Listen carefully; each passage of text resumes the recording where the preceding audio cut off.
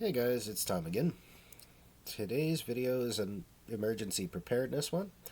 It's been a while since I've done one of these. It's Saturday, January 13th, and there's about to be extreme cold throughout much of the US with 0 degree temperatures as far south as Texas. And we all know how well that worked out the last time Texas had a freeze. So we're just going to go over some basics. This is not expert level survival stuff. This is what the normal person should know and can achieve. Number one, for the most part, do not burn things inside your house. Do not bring a charcoal grill in, or a gas grill, or anything like that. You're going to put out way too much carbon monoxide, and the results of that is unfailingly tragic. In a small space, you can make candle heaters like this. I have a video out on how this works and so forth. I'll try to get that linked in the comments or in the description. You have to be aware pets and children that are curious need to be kept away from it. And also, that's only good for like a small area.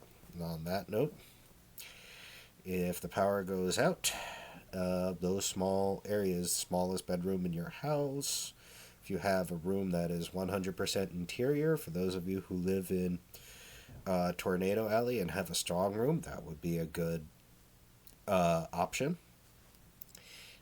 Those are the easiest places to keep warm with just body heat and maybe some candles. And, pile blankets up, put one up over the door, tuck some towels at the base of the door to keep drafts out. If there's windows, put blankets and so forth up, layer that with the curtains to, if you don't have a 100% interior room. Also, if the power goes out, generators.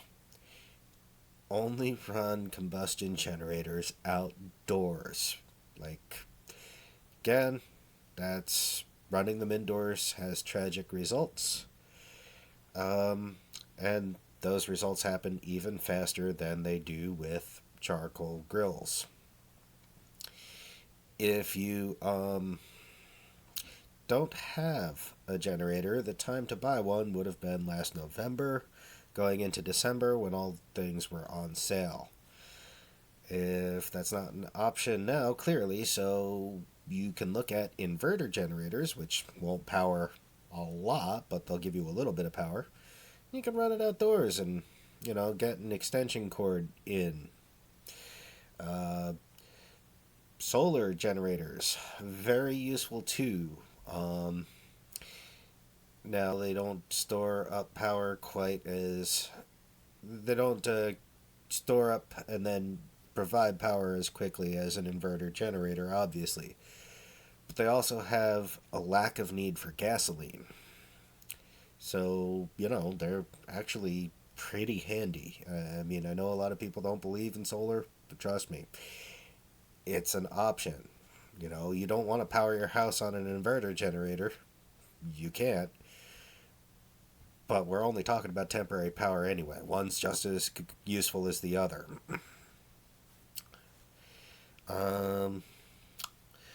Food items. Things that don't go bad. Canned foods.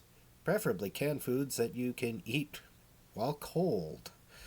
Dry foods. Cereals. Those are handy too. Let's see.